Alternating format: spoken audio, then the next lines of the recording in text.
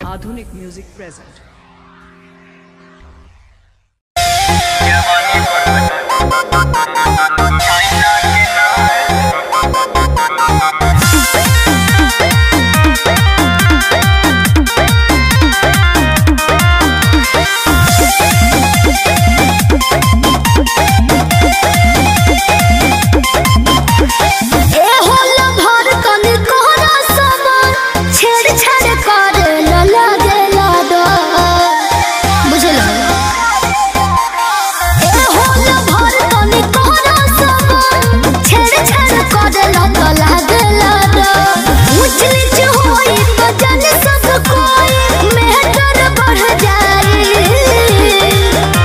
जवानी कोनो चाइना के ना है समान, किछु वाला से बिगड़ जाई।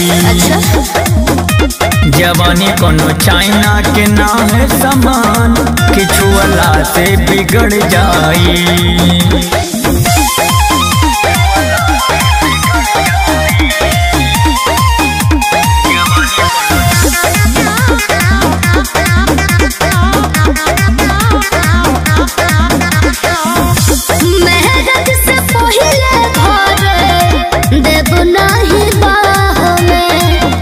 झूठो रानी पारल बारू तो अफवाह में।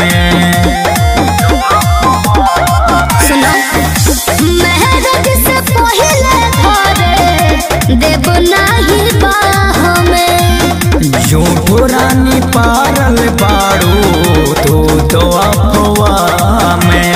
चल जाए पता तो काट दे है पापा, मम्मी बिगड़ जाई। जवानी कोनो चाइना के ना है समान, किछु वाला से बिगड़ जाई। जवानी कोनो चाइना के ना है समान, किछु वाला से बिगड़ जाई।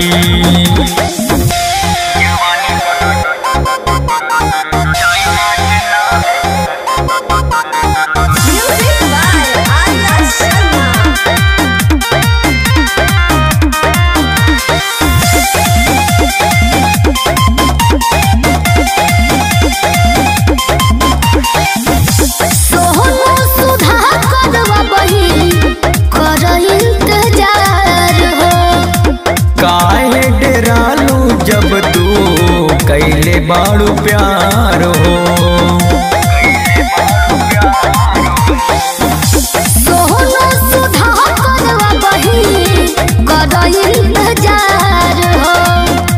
काहे डरालू जब तू कैले बाड़ू प्यार हो।